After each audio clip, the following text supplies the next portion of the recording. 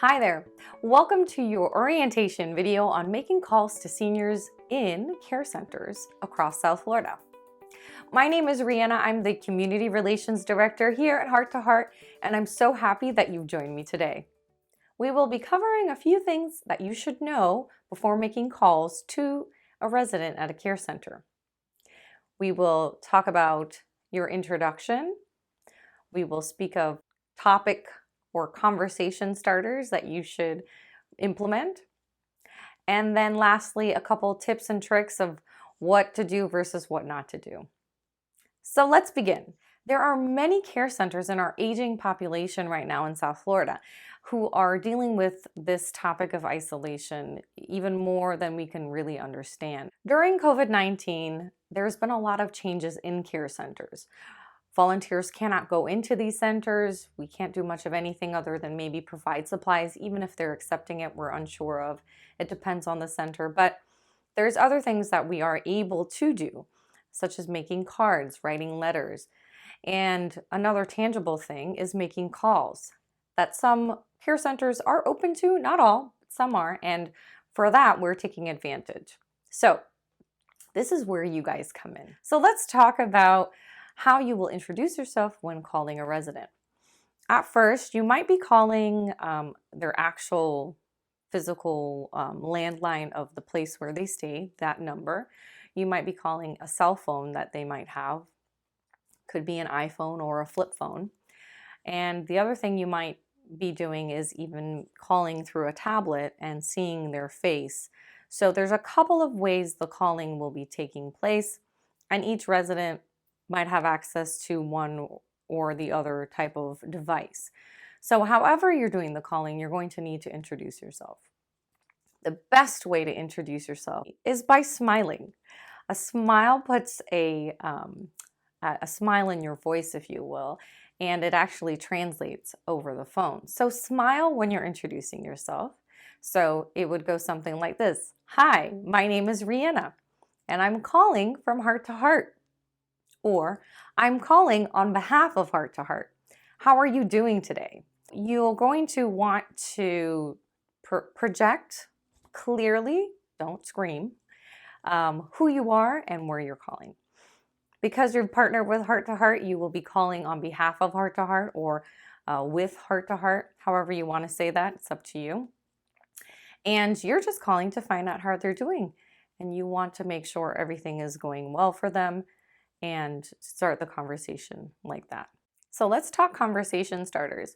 Before we start, I will provide a link below or a PDF via email to whoever wants it for conversation starters. The best way to start having the conversation after introduction is by asking them simply how they're doing today during this time of what's going on in the world. Present questions are good because it allows them to think presently of where they are and what's going on with them. It also lets them, in their mind, reflect a little bit. You might find that they will have an emotion attached to it. Some might feel scared, unsure, and that's a good way for you to insert maybe an encouraging thought or word to them. Also, if they're willing and open and you're able to even pray for them, I would recommend doing so, because at Heart to Heart, that's what we do. We connect heart to hearts, and we do pray for those whom we are directed towards and have conversation with. So say a little prayer with them, and that warms a lot of times their hearts, and it makes them feel a little bit better. So elderly folks are full of information. They have a wealth of good resources and rich experiences that you can glean from. Ask questions about history.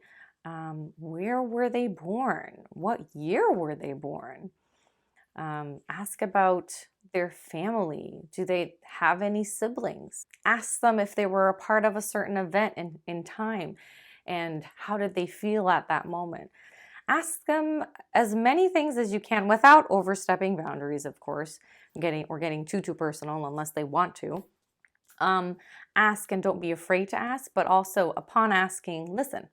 So you might ask don't overwhelm them with questions, but ask and then step back and listen. But that also builds, and the repertoire and that relationship will build as you continue to commit to calling. So it's important to be as consistent as possible with your calling as well.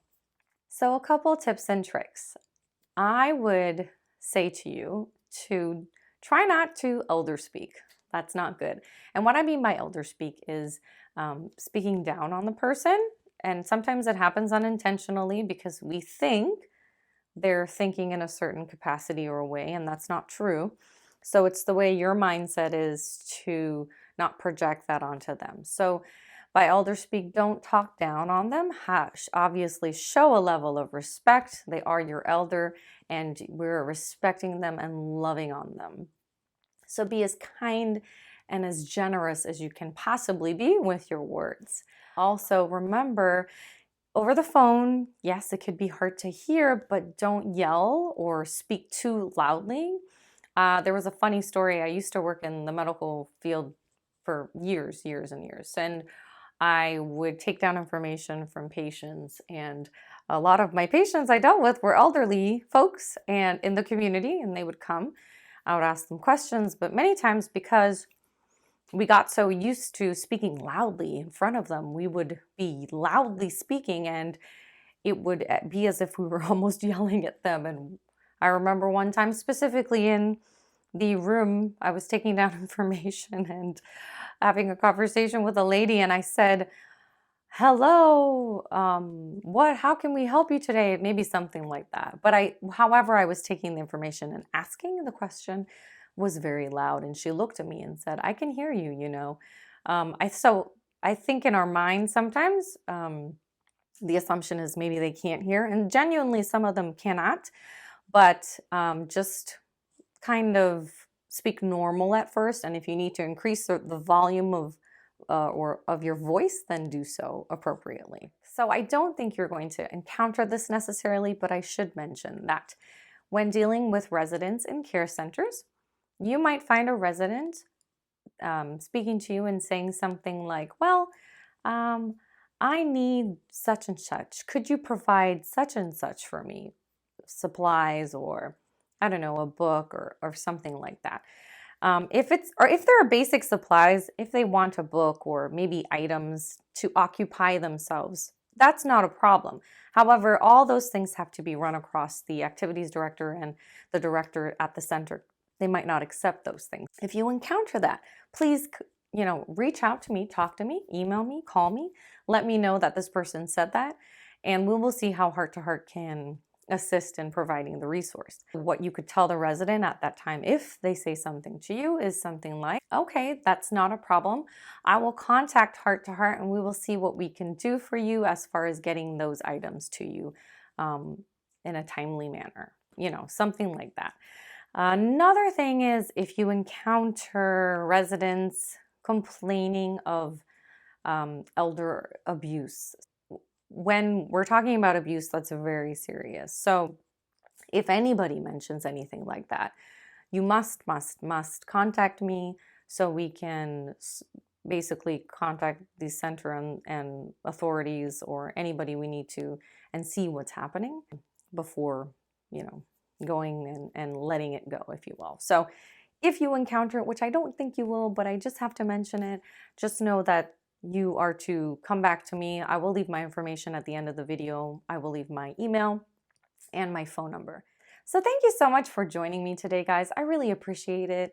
I appreciate your efforts, your time, the energy that you will be spending doing this. It means a lot to us here at Heart to Heart, and I want you to know how grateful we are for you. May the Lord bless you and keep you, and may His face shine upon you and bring you peace today. God bless you.